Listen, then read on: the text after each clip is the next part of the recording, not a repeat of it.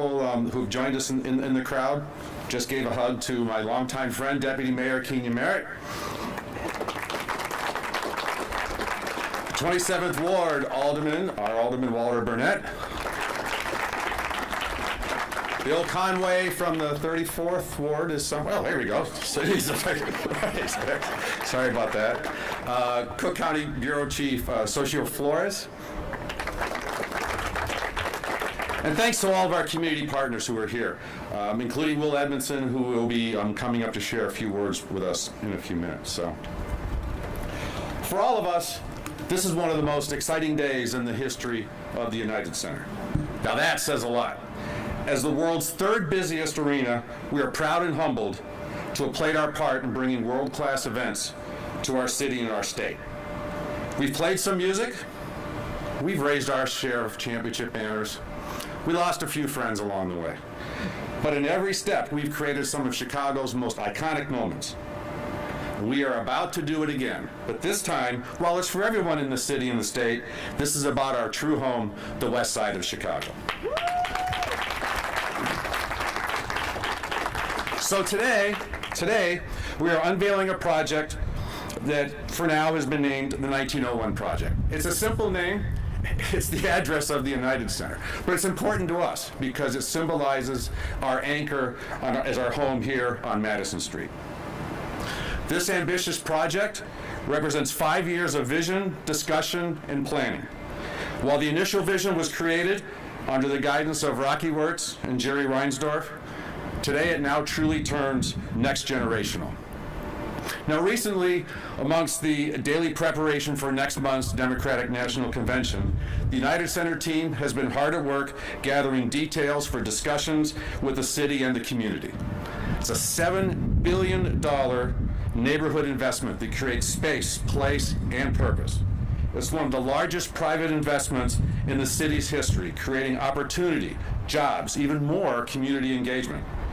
It's going to show the world that Chicago continues to be the entertainment capital of the world by adding a new 6,000-seat, built for music, built by music hall, alongside retail, housing, and expansive open space that's meant to connect community to nature. The 1901 project will produce $4.5 billion in economic impact each year, 63,000 construction jobs,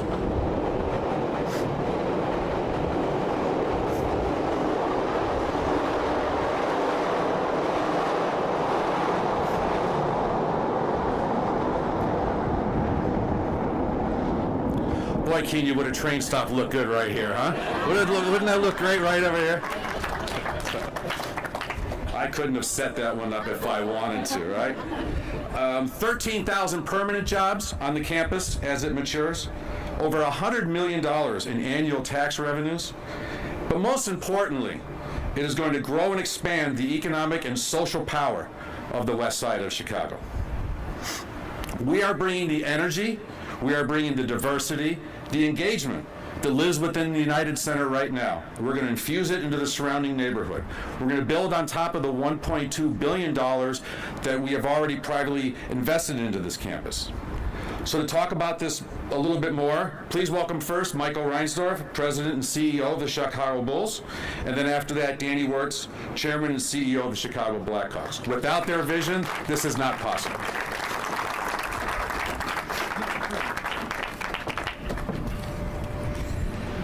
Thank you, everyone, for being here. My father, Jerry, and Danny's grandfather, Bill, built the United Center nearly 30 years ago with a vision that was beyond its time. They saw an opportunity to connect the west side of our city with the economic hub of Chicago's Loop. They saw a vibrant community where there was scarcity, and they made a commitment to invest private resources to bring the vision to life. Over the last 30 years, that original $175 million investment has grown to $1.2 billion, which actually surprised me a little bit, through the United Center expansion, the development of both the Advocate Center and the Fifth Third Community Ice Arena. It also grew through philanthropic investments, community partnerships, and strong community programming rooted from the United Center. Together with our team partners, we have helped to foster opportunity for Chicagoans of all ages and from neighborhoods through jobs, small business partnerships, and more. We are committed to and invested in the west side of Chicago. Today, we are excited to announce an extension of that commitment with the largest private investment Chicago's west side has ever seen.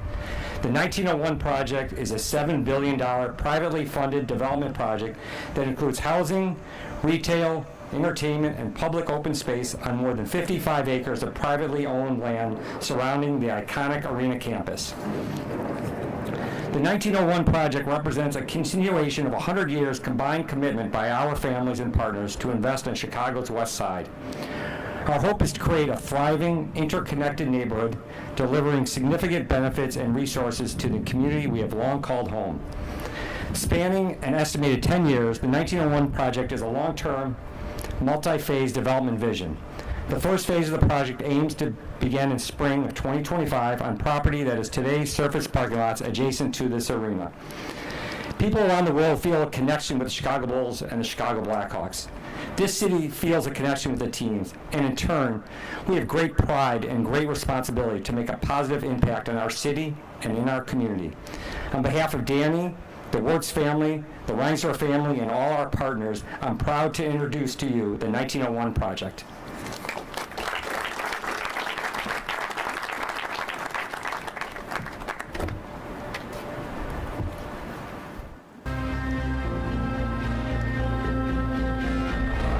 We are underway in Chicago, the finest anthem in professional sports.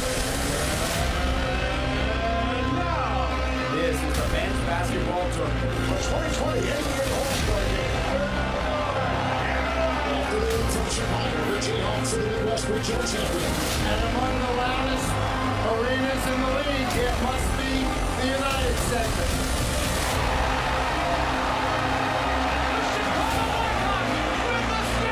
Tonight will be remembered as our centennial draft. Here's one again. Patrick Over, Bulls win the title. The Bulls of the world takes the gas. It's over! The Bulls win at the buzzer! Denver has won the national championship!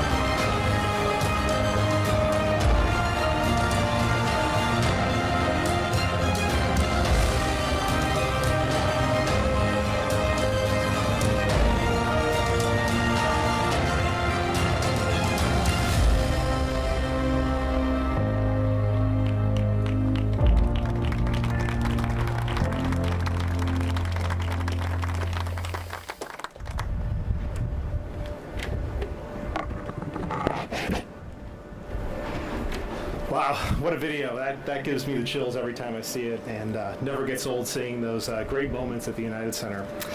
Thank you all for being here today. I've had great pleasure of growing up with the near West Side as my second home for as long as I can remember. It was Sunday night Blackhawk games at the Chicago Stadium with my family. For us, that was our version of Sunday night dinners with my aunts and uncles, grandparents, parents. And fast forward to today, I'm raising my 2 daughters just a mile and a half here from the United Center. The West Side has been very good to us. The vision for the 1901 project was sparked years ago by my father, Rocky, and his great friend and business partner, Jerry Reinsdorf. It's bittersweet to stand here today to bring this vision to life nearly 1 year to the day that my dad left us. I know he, like Jerry, couldn't be happier to see Michael and I building upon our family's legacy and giving back to Chicago in just a small way, a city that has been so good to us. I have the pleasure today of sharing with you the vision of how the 1901 project will become a reality. Though it will not happen overnight, we're very excited to roll up our sleeves and begin the very hard work ahead of us. So phase 1, which is going to be the most public-facing aspect of our plan, starting with the 6,000-seat Music Hall and Performing Arts Center located on the northeast corner of Damon and Adams Street, what is now Parking Lot K. The Music Hall has been delicately and deliberately designed with community, inclusivity, and cultural richness top of mind, adding to the already rich cultural and musical heritage and reputation of Chicago and its amazing music venues. Each group was thought of in the design, from the guest and fan, to the artist, to the employee and the community. From the ground up, you have a tremendous opportunity to create something truly world-class. It will also be a community anchor for the arts and programming and celebrating the rich tapestry of talent that resides right here in this neighborhood, in this community, from graduations to community performances. Phase 1 will also include a dual purpose of our United Center parking needs by including more than 10 acres of elevated parks and green space on top of the parking structures. So imagine the blocks you currently see as surface parking lots and now will be used as public soccer fields, recreational space, walking paths, and open plazas. Our community and our neighbors need more green space, and we can do this through this project and boost the opportunities available to West Siders and their families. This is designed to connect community to nature, to create space, place, and purpose for all to enjoy. And of course, to make the neighborhood 365-day-a-year destination, for it to be an economic engine, we plan to welcome exciting retail and restaurants to the campus. We want to bring local jobs and training opportunities to the community and provide entrepreneurship opportunities for small minority and local businesses. We have a strong track record at the United Center of establishing business partners with our neighbors and the local community, and we have every intention to bring that to life with the 1901 project. Today at the United Center, from the Bulls, Blackhawks, and the many concerts we host, we are stewards of legendary moments and memories, and we take great responsibility to create iconic experiences. These memories are now no longer confined to a single building, and we can now open experiences for all to enjoy, taking that energy and excitement that lives within the walls of the United Center and infuse it in our surrounding area. We couldn't be more proud of all that is ahead, and we thank you so much for your support. And now, I'd like to introduce Kenya Merritt, Deputy Mayor.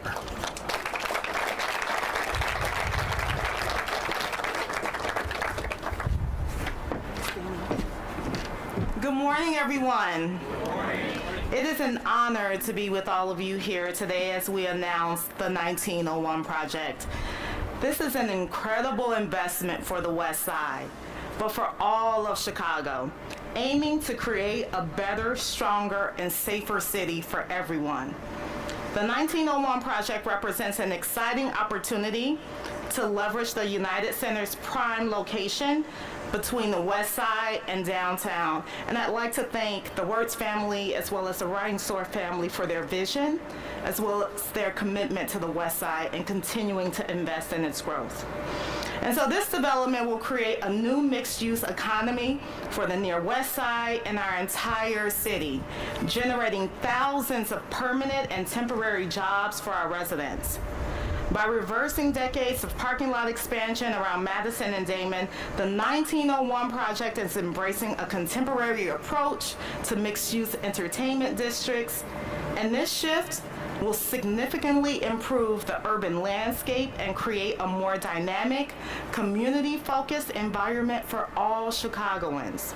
And this project aligns with Mayor Johnson's administration. Great shout out, Terry, around equitable transit-oriented development. So yes, we can have a conversation with CTA. And so we look forward to working with the CTA and the development team on the details that will yield significant benefits for years to come.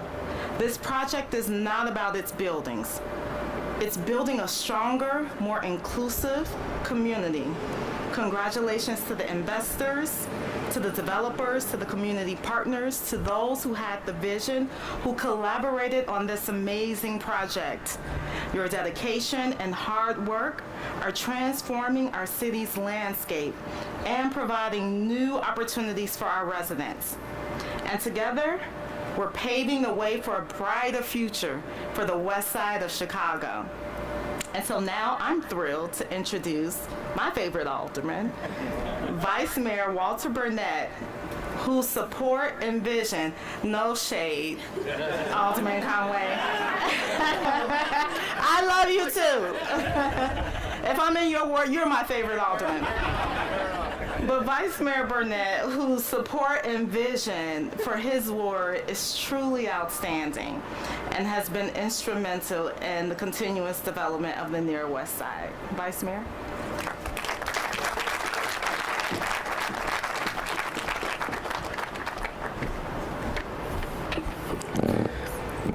Good afternoon, or good morning to the Deputy Mayor and to my colleague, Alderman Conway, to the community representatives that are here, Ernest Gates from the Near West Side, Eddie Winters from the Howe organization, Allison Henson from the Medical District. We're missing a couple of people.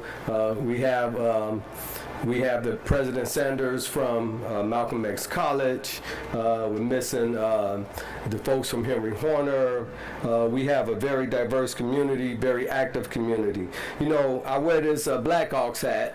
I was telling Danny that I wore a Cubs hat when I came to a meeting over here before, and I was in a parking lot with Rocky. And he said, "What you doing with that Cubs hat on?" He said, "Come here." And he went in his truck and he pulled out 3 Blackhawks hats. I'm sure they appraised for under $50. And he gave them. And he gave them to me. He said, "Put this on. Don't wear that hat no more."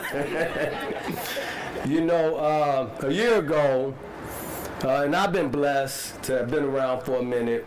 A year ago, I had a meeting with Rocky and Jerry, and we talked about this project. But also, at that same time, we ended up sitting there for a minute in Howard, and we started reminiscing. And we started reminiscing about 30 years ago, when the United Center was built, and all of the things that happened at that time when the building was going on, where Ernest Gates and them, who was their rival at that time, marched on them in the community, and they sat down with the community and the churches, and they came up with all of these great things to replace people's houses, give people jobs, come up with a loan fund for the community, you know, and also they even put some of the folks from Henry Horner had a janitorial service working in the United Center and working at White Sox Park. All of the great things that this organization has done for the community, and then they went on and started their non-for-profit organizations, Bulls Charity, Blackhawks Charity, and both of them are doing great things in the community and have been doing great things in the community for many years. And I'd be remiss if I did not mention all of the great things they've been doing for Malcolm X College for many years, way back then, when Zeri Campbell was the president of Malcolm X. And we were reminiscing, and me and Howard was talking about all those war stories back then, and laughing, and you know, and we were laughing, and Rocky was laughing, and we had a good time. And you know, that's my last time seeing Rocky, man. You know, right after that he got sick. You know, but I'm gonna tell you, it's been an honor and a pleasure to work with this family, with both families, 3 generations of Wirtz's, 2 generations of Reinsdorf so far. I hear there's another one coming on board pretty soon. And, you know, for over 30 years, we've been family. They've been dedicated to the community, always willing to help, you know, help with the Boys and Girls Club, help with some of the charter schools in the area. The United Center has been such a blessing to our community. But I'm going to tell you, I'm like that, you know, that their hair commercial where they say, I don't just wear the hair, I'm the owner type of thing. Well, I'm not just an alderman over here, I live over here also, right? I live right in the shadows of the United Center. And coincidentally, I live right across the street from a parking lot. So for years I've been telling them, come on man, when y'all gonna do something with these parking lots, right? So I'm so excited. I'm sure the community is gonna be excited. Of course, we gotta go through a community process, but the community is gonna be so excited to see all of the great things coming to our area, coming west of Ashland, right? So to all of the developers out there, all of the people who's looking to invest in things, invest west. Go west, young man. That's where it's happening at. It's happening on the west side, right? They done did everything east of here. It's happening west. So there's a lot of great properties over here, a lot of opportunities over here for us to continue to help the city to grow. And everybody who can't afford to live on the east side are coming to the west side. So this is very exciting to have all of that green space, to be able to help our environment, to get rid of those black parking lots, asphalt parking lots. I mean, this is a win-win. And also to get a new L stop, another new L stop. This is a win-win, not only for these organizations, but it's not only a win-win for our community. It's a win-win for the city of Chicago. I'm very happy, and I thank God for the opportunity to have been around long enough to be able to see this happen. Thank you. Congratulations.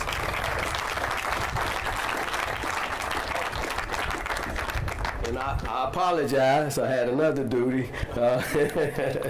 So it gives me great honor and pleasure to introduce a person who's helping our young kids to stay on the straight and narrow and enjoy themselves with their, you know, their idle time. Let's give it up for Will Edmondson from the Boys and Girls Club.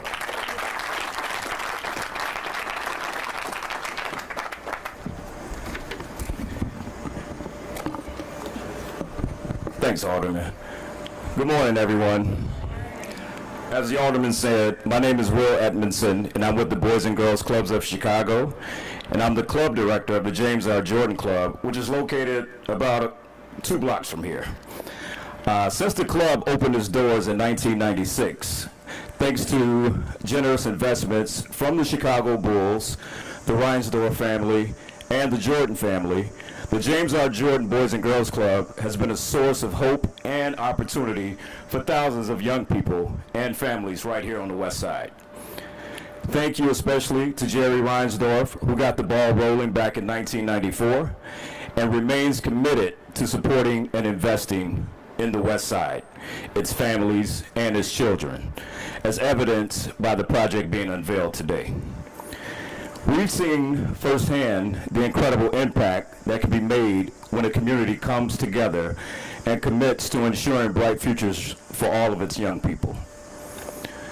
Through the years, our partnership with the Chicago Bulls and the Chicago Blackhawks has enriched our club members in countless ways, including once-in-a-lifetime experiences and programming focused on sports and fitness, healthy lifestyles, academic success, and that's just to name a few. As an organization with a proud presence in this dynamic neighborhood, we know how critical these resources are to sustaining a vibrant community. That is why we are excited about the potential this project has to lift up the voices and the experiences of our youth, to ensure even more have every opportunity they deserve, explore new passions, build new skills, and to strive for success. As a youth development organization committed to ensuring every young person in Chicago has a pathway to the bright future they deserve, we are excited about the announcement of the 1901 Project and the endless possibilities it will bring for children and teens on our city's west side. This initiative is an investment in the neighborhood today and for future generations. We are grateful for the ongoing support from the Blackhawks and the Bulls and look forward to what's to come.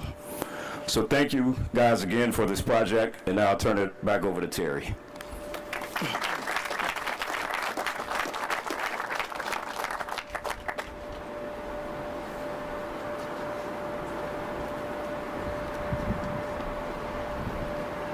Thanks, everyone.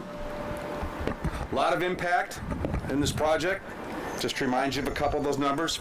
Remember what we said, $4.5 billion in annual economic impact, 63,000 construction jobs, 13,000 permanent jobs once this project reaches maturity, and over $100 million a year in annual tax revenue.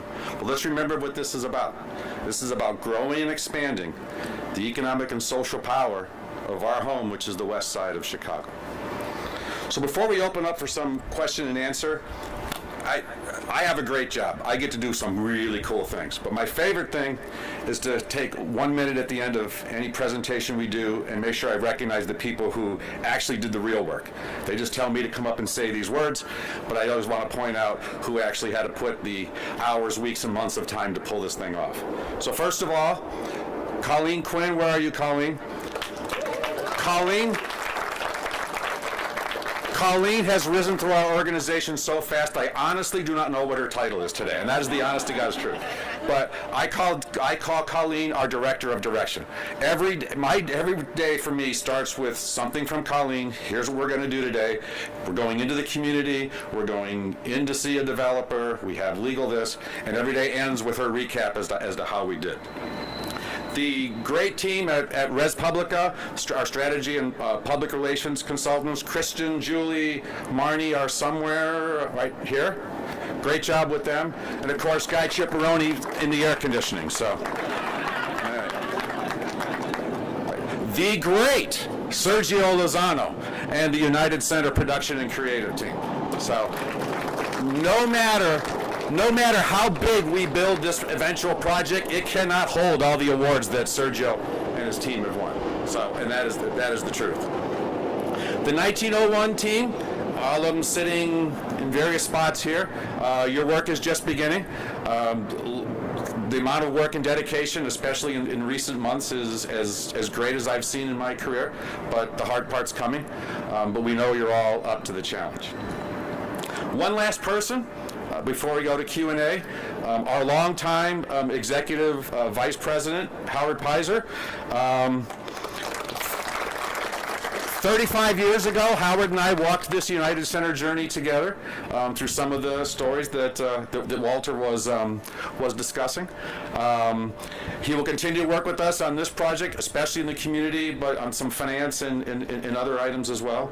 And just for a little bit of context, almost exactly 43 years ago, I came to Howard from a town in Ohio that I was pretty sure he had never heard of, and I know he could not pronounce. And for some reason, Howard decided to take a chance on me. So I think it's worked out, but I know we still have other work to do. So with that, I think that Danny and Mike are coming back up to we'll field some questions. I'm switching to sunglasses. This is killing me.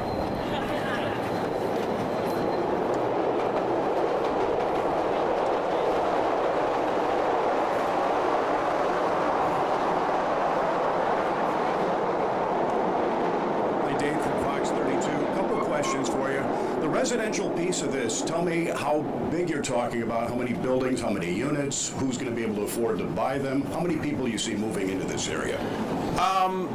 The market study work that we've done in the initial planning shows about 5,000 residential units over time.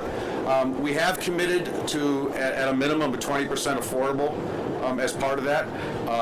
We also have some other products that we think will be reflective to what's going on in our community.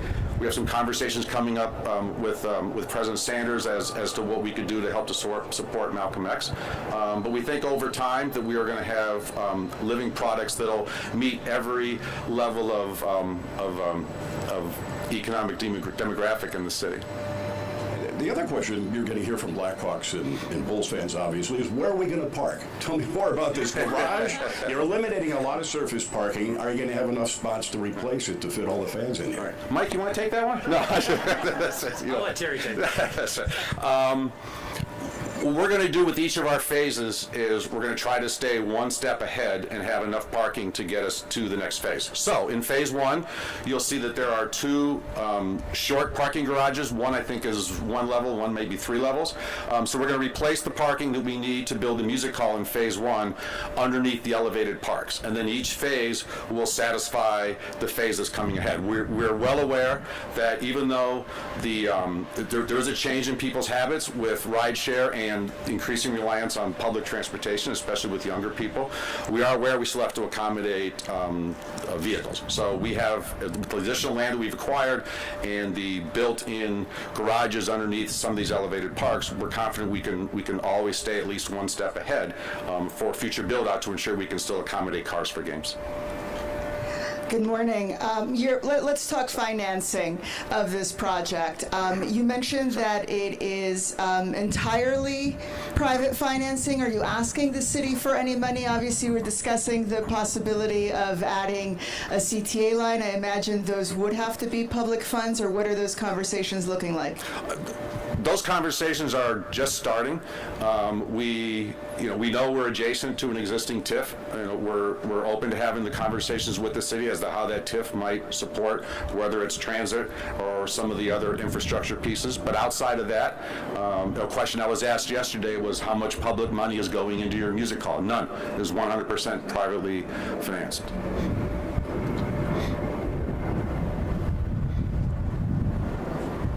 Hi, Lee John Greco, Block Club. Onto the public money question. So you've mentioned you're not asking for city funding or TIF funding. That's what the Sun-Times reported. But can you commit today that you are not going to go to Springfield and ask for state money, as the White Sox have already done? We are not going to Springfield to ask for money as the White Sox have done. If that's the... Good? Or the Bears, by the way. Yeah, Haley Boswick for WBEZ. Have you spoken to the CTA about increased bus lines, any more transportation? You're talking a lot about a train stop. It seems like that's something you'd like. What have you spoken to with the CTA? What are those locks? We've had some initial meetings with CTA just to get them to understand the project. It wouldn't be right for us to consider a project of this magnitude in this type of an urban setting without considering the broader transportation impact. So we've had a couple of meetings with them, and we look forward to a continuing engagement. Thank you. We're going to add more divvy bikes also. Good morning, Miranda Davis, Bloomberg News. Two questions. On the $7 billion private investment, is that just from the two families? Is there any debt involved? Is there any additional investors? And then the second question, on the $4.5 billion in stabilized economic impact, where are you getting that estimate? Walk me through crunching those numbers. Second one first, I would have to get, we can get, copies of the study or summaries of that study from our financial people, but let me go to the first one. We are still in conversations, not only amongst ourselves, but with the outside business world as to who may want to come partner with us, who may want to be, an investor, whether we take on a development partner. We know that our task first is getting city and neighborhood community agreement as to what we want to do. Once we get past that step, we'll be getting deeper into those conversations.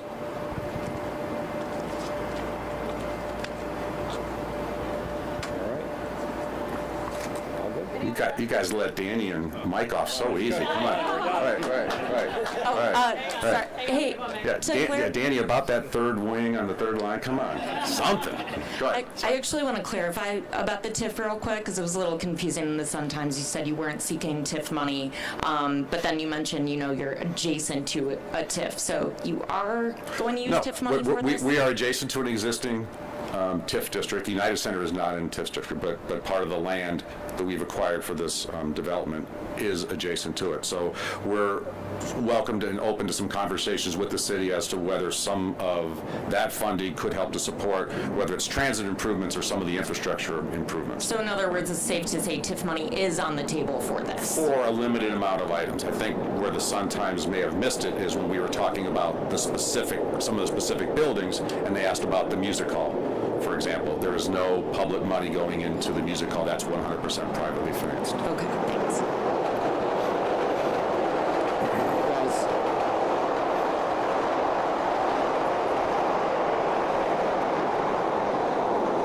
Just a question for Mr. Reinsdorf. Some may look at this and say, All right, go ahead. question for Mr. Reinsdorf. Some may look at this and say, you're spending $7 billion with other people on a private project. If you can do that here, why not private money for a White Sox ballpark? Well, that's a whole different project with a different set of circumstances, and that's probably something that we can talk about at another time. So we're trying to focus on the opportunity here on the west side, the fact that we have a great anchor already in the United Center. We have other anchors coming online soon. So the focus is here, something that can be talked about, probably in another session and another time. Hey guys, this one's from Michael and Danny. If you can, one of you or maybe both can address this. Why now? Why was now the time to do this? What prompted this? I know you guys, and I've talked to you about this idea for years and trying to figure out what to do with these parking lots. Why now? And how did you think about what do you do with these parking lots so that it's a plan that's going to, evolve and serve the fans and your customers for years and years? Yeah, so I think you never want to be too early and you never want to be too late. And I think I give a lot of credit to the incredible growth we're seeing around us. Obviously, the evolution of the West Loop and Fulton Market, the medical district, and of course the increasing need to bridge the neighborhoods west of us. So all those things have been evolving over the last several years. This has also been, if we're going to make a generational bet, it takes time. And I think we took a lot of care, and it's been informally, probably for the last 5 to 10 years, we've been talking about this. So it's not, we woke up one day, wrote up some plans. You're making a major generational bet. So the time and care, building understanding and coalition with our neighbors and with elected officials has been really important to doing that up until now. So we think the time now is right, and the city is ready for it, and we're ready to do it and do it well. These things can be done quickly, and we think we want to take the time to do it right. Think about the types of uses that are not only needed now, but really future-proofing for where the city's going and what the needs of the community are going to be 10, 20, 30 years, our kids and grandkids' ages. So that's kind of our thinking around this. This is definitely multi-generational.